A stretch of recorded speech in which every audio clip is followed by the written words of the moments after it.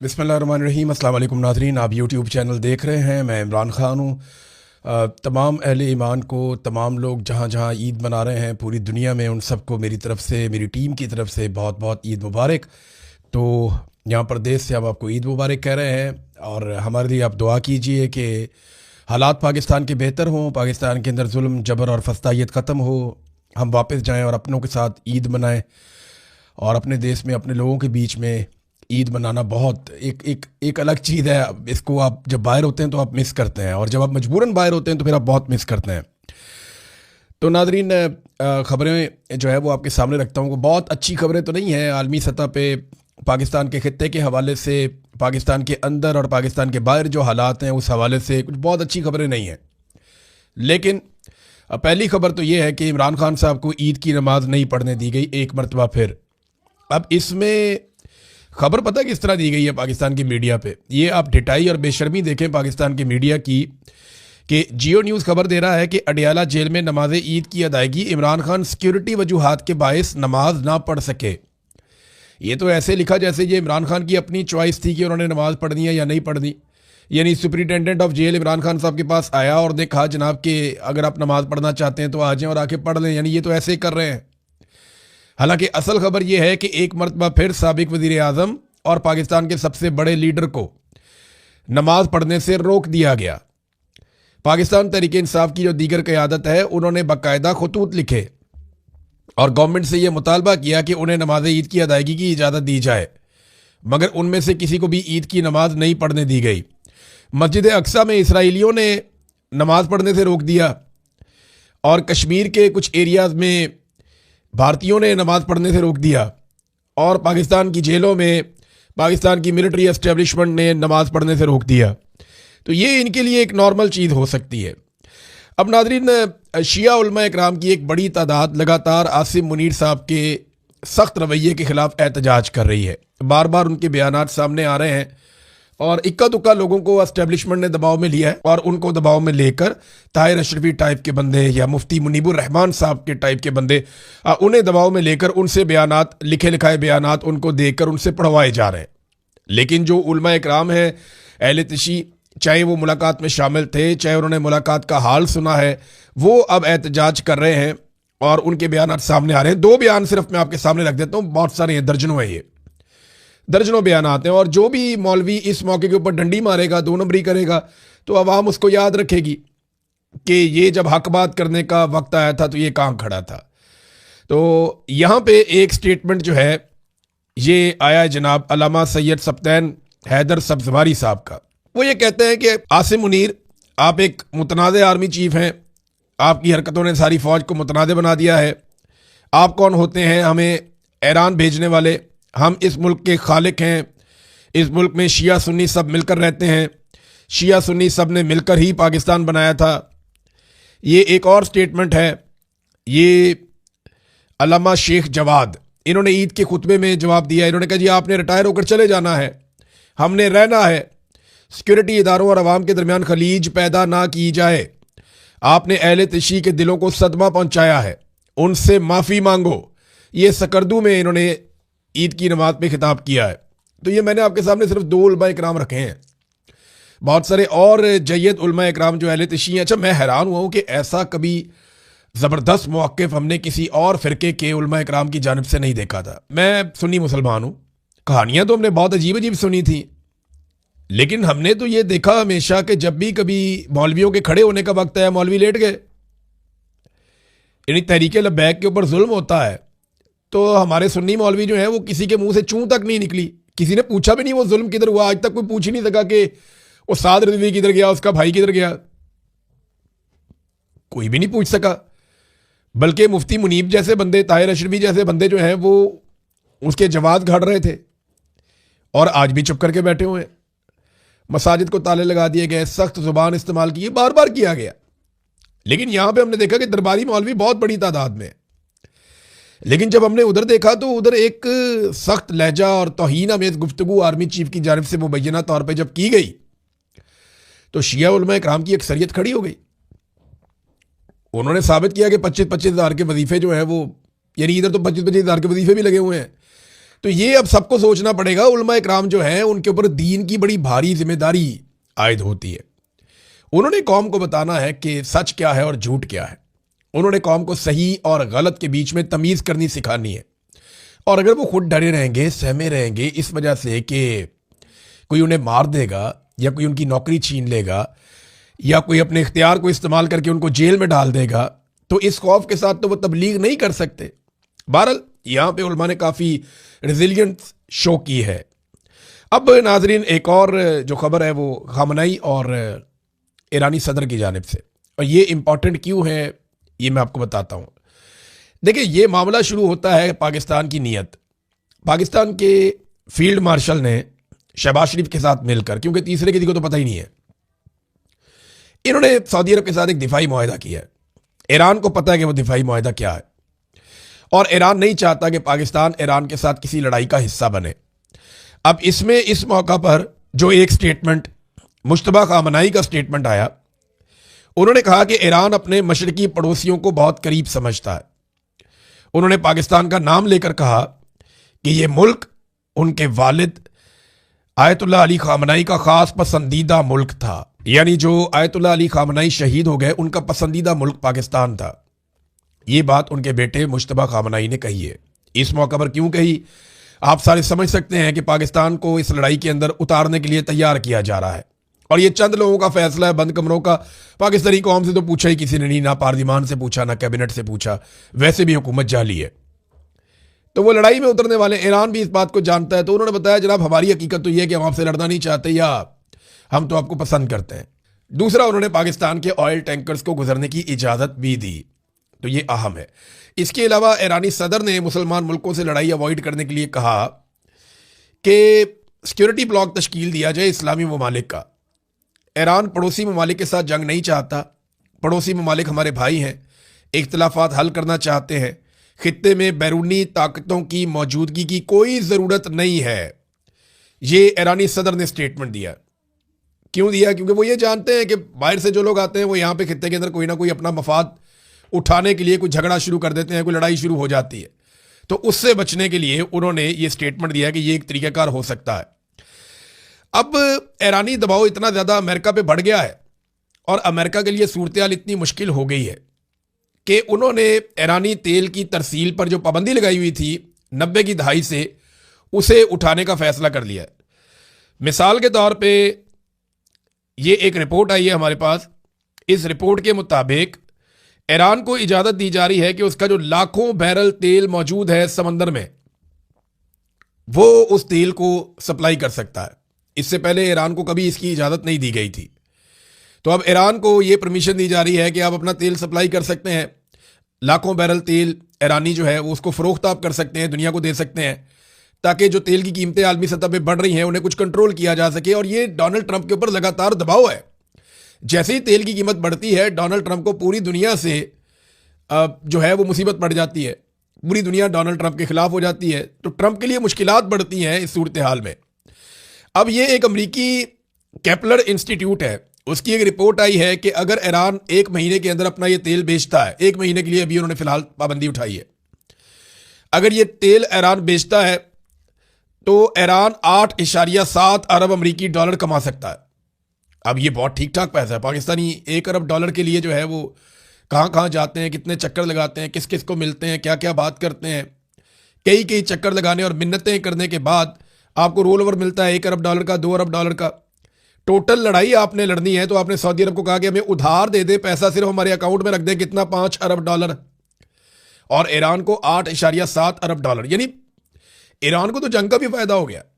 जब आप एक पोजीशन लेते हैं, आप एक कौम की तरह रहते हैं, तो आपको फायदा होता है। पाकिस्तान की हालत यह है कि इस वक्त जो नई रिपोर्ट आई है, उस रिपोर्ट के मुताबिक पाकिस्तान में सरमायाकारी जुलाई से लेकर फरवरी तक 33% कम हो गई है। हम तो किसी जंग में भी नहीं है, हम किसी लड़ाई में भी नहीं है, हमारा कोई और मामला भी नहीं है, लेकिन पाकिस्तान में हालात इन्होंने ऐसे कर दिए हैं कि हमारी जो सरमायाकारी पाकिस्तान में आती है, एक तो 50 साल का रिकॉर्ड पहले ही टूटा हुआ है।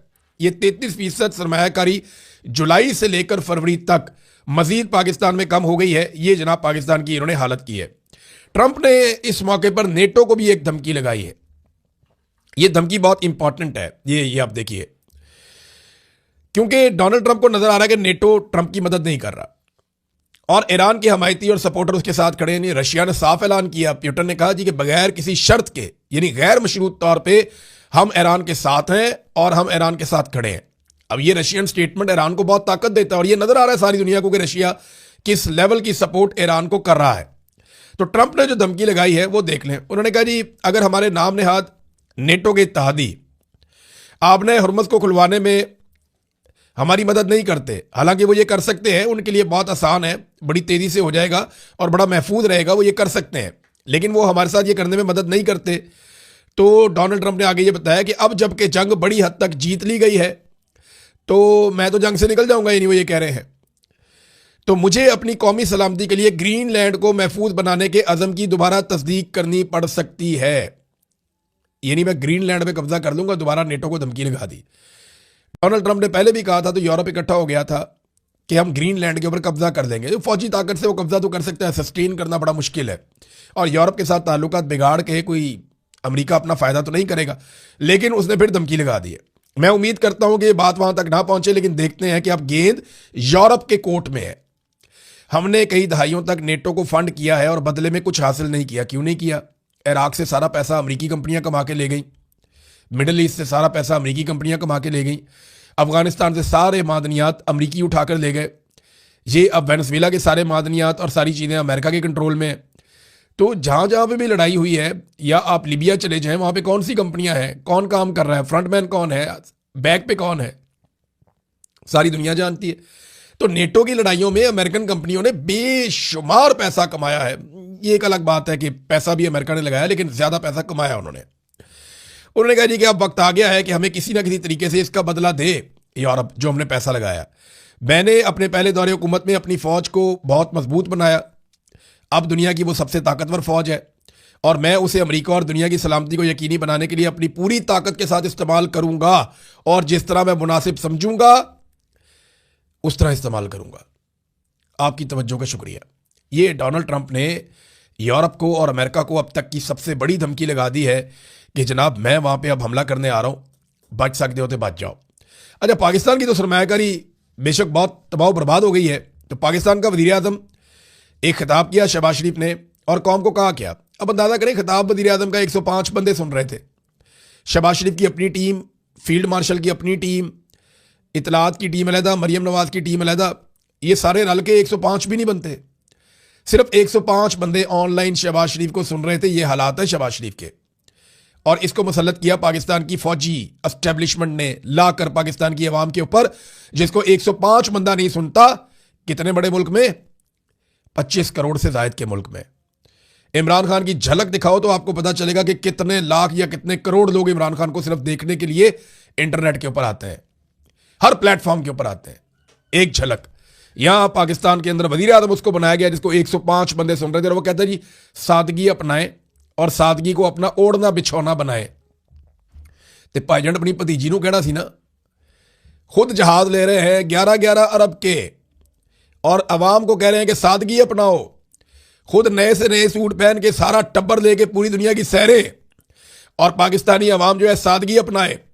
खुद वजीर आज़म हाउस और ऐवान सदर के बजट और वजीर आला हाउस के बजट बढ़ा के आसमान पे पहुंचा दिए हैं। अवाम को कह रहे हैं सादगी अपनाओ। खुद निकलते हैं तो 40-40 गाड़ियों के काफिले और अवाम को कह रहे हैं कि सादगी अपनाओ। अपना इलाज दुनिया के महंगे तरीन मुल्कों में और अवाम को कह रहे हैं कि सादगी अपनाओ। जब जाते हैं तो स्पेशल तैयारा लेकर जाते हैं एयरफोर्स का, दुनिया के महंगे तरीन होटलों में ठहरते हैं, रिश्तेदारों को और मुलाजमों को साथ ले जाते हैं और अवाम को कहते हैं सादगी अपनाओ। लोग बेवकूफ़ नहीं है। सबसे पहले आप सादगी अपनाएं। सबसे पहले आप लोग अपने अल्ले तल्ले बंद करें, अपनी अय्याशी बंद करें। ये 11 अरब का जहाज क्यों खरीदा, इसके बारे में एक शराजी साहब हैं जर्नलिस्ट, उन्होंने खबर भी दी है। उन्होंने कहा जनाब कि ये ब्लैक रॉक और वैनगार्ड, ये 2 कंपनियां हैं, इनकी एक जेली कंपनी से मरियम नवाज ने जहाज खरीदा है जिसके अंदर 2 गोरे पायलट रखे हुए हैं। और वो ये कह रहे हैं कि जहाज जिस कंपनी से खरीदा है, इन 2 कंपनियों के बारे में अक़वाम मुत्तहिदा ने कहा है कि ये कंपनियां नस्ल कुशी के लिए इसराइल की फंडिंग करती हैं। ये इफ्तिखार शराजी साहब जर्नलिस्ट, उन्होंने ये बात की है। तो अब आप अंदाज़ा कर लें, यहाँ से कि सूरत हाल क्या है कि वज़ीर आज़म कह रहा है सादगी अपनाओ, और ख़ुद उन्होंने सादगी की धज्जियाँ उड़ाई हुई हैं। नाज़रीन, अमेरिका ने एक और काम किया, उन्होंने भारत के मगरबी हिस्से से कुछ सहूलियात मांगी हैं कि हमें यहाँ पे जो है वो बंदरगाह और जो एयर बेसिस हैं वो दी जाए। वो उन्होंने क्यों मांगी है? ये भारतीय जो जर्नलिस्ट हैं वो ये बता रहे हैं कि अमेरिका और भारत के बीच में एक मुआहदा हुआ था 2016 में, LEMOA, इसे कहते हैं logistics exchange memorandum of agreement. ये 2016 में हुआ था। इसके तहत वो एक दूसरे को फैसिलिटेट कर सकते हैं, लेकिन इसमें ये कहीं नहीं है कि आप अड्डे ही दे दें। लेकिन अमेरिका भारत से अड्डे मांग रहा है मगरबी एरियाज में। अच्छा, याद रखिएगा, मगरबी एरियाज वो है जो पाकिस्तान की सरहद के साथ लगते हैं।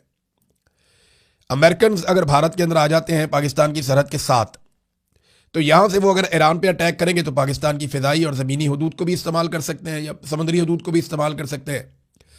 तो पाकिस्तान के लिए यहां पे भी एक बड़ा चैलेंज पैदा हो जाएगा। पाकिस्तान को इससे पहले पहले अपना कोई फैसला करना पड़ेगा। ये एक और रिपोर्ट आई है मिडल ईस्ट आई की। मिडल ईस्ट आई की रिपोर्ट ये बताती है कि सऊदी अरब और यूएई, इन्होंने अब ये फैसला कर दिया है कि अमेरिका को बाकायदा एलानिया अड्डे दे दिए जाएंगे। किंग फहद एयरबेस के बारे में बात की जा रही है कि यह अमेरिकी फौज के लिए ओपन कर दिया जाएगा, और यूएई ने यह भी कह दिया है कि 9 महीने तक ये जंग मजीद चल सकती है।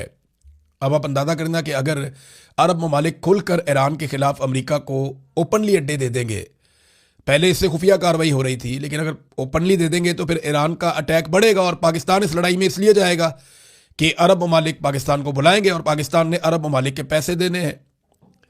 वॉल स्ट्रीट जर्नल ने एक और चीज से खबरदार किया है कि सऊदी अरब से ये खबर आई है, और सऊदी अरब की जो कंपनीज हैं, जो एक्सपर्ट्स हैं, उन्होंने ये खबरदार किया कि अगर ये जंग अप्रैल के मिड तक चली गई, यानी 1 महीना और अगर ये जंग चल पड़ी, तो तेल की कीमत दुनिया में $180 फी बैरल तक पहुंच जाएगी। और ये बहुत ज्यादा कीमत है, बात आप याद रखिएगा, ये कोई छोटी कीमत नहीं है। $180 फी बैरल तक तेल की कीमत पहुंच सकती है। ईरान के लिए सबसे इंपॉर्टेंट क्या है? Chain of command. मैं बार बार आपको ये कहता हूं कि उन्हें चेन ऑफ कमांड बरकरार रखनी पड़ेगी, और यही उनके लिए सबसे अहम चीज़ है। आखिर में मैं सुहेल अफरीदी का एक स्टेटमेंट आपको इसलिए पढ़ के सुनाऊंगा कि पाकिस्तान के अंदर ना सारे मसाइल की जड़ यही है कि इमरान खान को जेल में रखा हुआ है। पाकिस्तान की मिलिट्री एस्टेब्लिशमेंट अपनी बका के लिए इमरान खान और पाकिस्तान की बका को दाव पे लगा रही है। सुहेल अफरीदी ने कहा कि 8 फरवरी 2024 को पाकिस्तानी कौम ने मैंडेट उम्मत मुस्लिमा के लीडर इमरान खान को दिया। कौम ने पाकिस्तान का फैसला करने का इख्तियार इमरान खान को दिया, क्योंकि कौम को यकीन था और है कि वो लीडर पाकिस्तान और पाकिस्तानियों का सौदा नहीं करेगा। पाकिस्तान की इज्जत और वकार और सलामती और गैरत और खुददारी पर कोई कंप्रोमाइज़ नहीं करेगा। लेकिन 25 करोड़ गैरतमंद पाकिस्तानियों का मैंडेट चोरी करके इनको मुसल्लत कर दिया गया, जिनको पाकिस्तानी कौम ने यकसर मुस्तरद किया था। इमरान खान को जेल में नाहक कैद रखकर ऐसे फैसले किए जा रहे हैं जो किसी सूरत पाकिस्तान या पाकिस्तानियों के फ़ायदे में नहीं है। और सितम ज़रीफ़ी तो ये है कि जब मुहिब्बे वतन पाकिस्तानी बंद कमरों में बनाई गई दाखिला या खारजा पॉलिसी पर तनकीद करते हैं, तो किसी को कहा जाता है कि तुम अफ़गानिस्तान चले जाओ, और किसी को कहा जाता है कि अगर मजलूमों का इतना तुम्हें दर्द है तो ईरान क्यों नहीं चले जाते। पाकिस्तान को सिर्फ चांद तारों सितारों तक महदूद करना है, या बगैर इसके भी कोई पाकिस्तानी यहाँ रह सकता है? ये चांद सितारे तारे इशारे जो वर्दियों पे लगे होते हैं ना, ये उसकी बात है। मेरे ख्याल में नुकसान पर नुकसान हो रहा है, लेकिन उन्होंने कसम खाई हुई है कि अपनी नाकाम पॉलिसीज पर नज़रसानी नहीं करनी, इख्तलाफ राय की कदर नहीं करनी, कौमी यकजहती की तरफ नहीं जाना, हकीकी जमहूरियत की तरफ नहीं जाना, इंसाफ का जनाजा निकालते रहना है, आइन और कानून को घर की लौंडी बनाकर रखना है। बदकिस्मती से पाकिस्तान के फैसले वो कर रहे हैं जिनके असासे, जायदादें, कारोबार और मुल्की और अपना मफाद मुल्क से बाहर है। उन्होंने कसम खा ली है कि पाकिस्तान को सियासी और माशी इस्तेहकाम की तरफ नहीं लेकर जाना। ये चंद लोग खुद को अकले कुल और 25 करोड़ पाकिस्तानियों को जाहिल और बेवकूफ़ समझते हैं। अकलमंदो, जिस तरह आप मुल्क को लेकर जिस तरफ जा रहे हैं, वहां से वापसी फिर नहीं होगी और ना ही कोई ऑप्शन बाकी रहेगा। रुक जाओ और होश के नाखून लो। अगर गलत पॉलिसीज पर तनकीद करने वालों को मुल्क से निकाल दिया जाएगा तो फिर 25 करोड़ में से सिर्फ चंद बूट पॉलिसी ही बाकी रह जाएंगे, जिनको मुल्क चलाना नहीं सिर्फ बूट चमकाना आता है। पाकिस्तान इस वक्त क्राइसिस में फंस चुका है। इस सूरत हाल से मुल्क को सिर्फ इमरान खान निकाल सकते हैं। होश और अक्ल से काम लो और मैंडेट इस लीडर के हवाले करो जिसको पाकिस्तानियों ने पाकिस्तान के फैसले करने का इख्तियार दिया है। पाकिस्तानी कौम तैयारी करे, अब इमरान खान का मजीद जेल में रहना पाकिस्तान के लिए नाकाबिल तलाफी नुकसान का बायस होगा। अब इमरान खान साहब की रिहाई नागुज़ीर है, इसके लिए हर पाकिस्तानी को अपना किरदार अदा करना होगा, क्योंकि ये पाकिस्तान, पाकिस्तानियों और आने वाली नस्लों की बका का सवाल है। देखें, तहरीक तो चलने वाली है और ये कोशिश तो करेंगे, एस्टेब्लिशमेंट कोशिश करेगी दरार डालने की, लड़ाई करवाने की, और तहरीक ना बन पाए नौजवानों की ख़ास तौर पे। और सुहेल अफरीदी और उनकी टीम, जो मेरे पास इंफॉर्मेशन है, ये कोशिश करेंगे बहुत बड़ी तादाद में नौजवानों को इकट्ठा करने की। देखते हैं कामयाब कौन होता है। ईद के बाद नया राउंड शुरू होने वाला है। अब तक के लिए इतनी, अपना ख्याल रखिएगा, अपने चैनल का भी। अल्लाह हाफ़िज़।